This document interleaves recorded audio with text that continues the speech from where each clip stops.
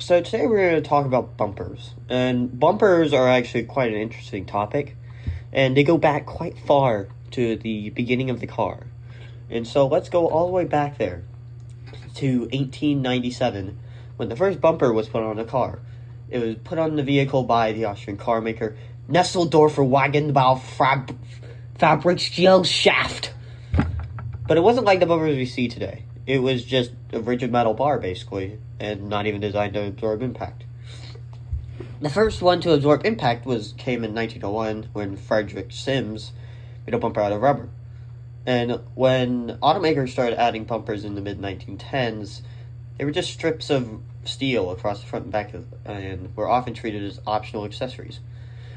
However, in the next few decades, bumpers became more chrome-plated, heavy, and more elaborate and decorative until the late 1950s, when U.S. automakers started making their designs more specific to their brands. And in the 1960s, they started to incorporate details like blades into the bumpers. They even started having things like lighting, grills, exhaust pipes incorporated into the bumpers. But one of the first bumpers designed to deform and absorb an impact and return to its original shape without permanent deformation was on the 1968 Pontiac GTO with GM's Endurabody colored plastic front bumper. The design of bumpers changed in the 1970s when the first regulation regarding passenger car bumpers was introduced in the U.S. by the National Highway Traffic Safety Administration, or the NHTSA, which is the Federal Motor Vehicle Safety Standard number 215, FMVSS 215, exterior protection. This regulation prohibited functional damage to certain safety-related components such as lights and components of the fuel system, when subjected to barrier crash tests at 5 miles per hour for the front, 2.5 miles per hour for the rear. This got rid of the designs that most brands were using that incorporated these components into the bumpers. When the first cars of the 1973 model year, which were the first to have to comply with these regulations, they designed a lot of different designs to help try and comply with them, including the incorporation of rubber guards on the designs that were meant to take multiple impacts, and using things like shock absorbers to compress and then bounce back. They also made it so that bumpers would protrude out more, and things like headlights and taillights were more recessed to comply with the regulations.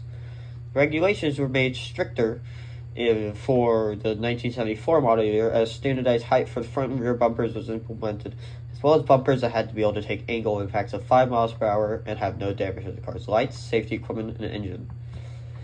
In 1976, a new regulation which made that would go into effect in phases. The first phase, or Phase 1, which was for the 1979 model year cars.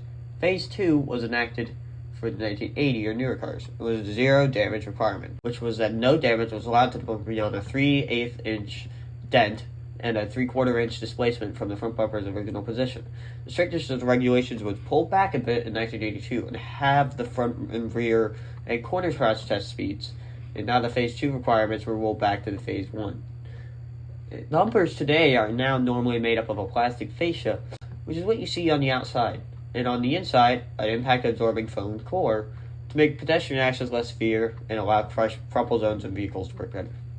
So basically, that's the history of bumpers, which is a pretty turbulent one. They went from, not really much at all to then being, this really big decorative piece that they put on everything, to then now being a big safety standard to protect people and people's cars. So, yeah.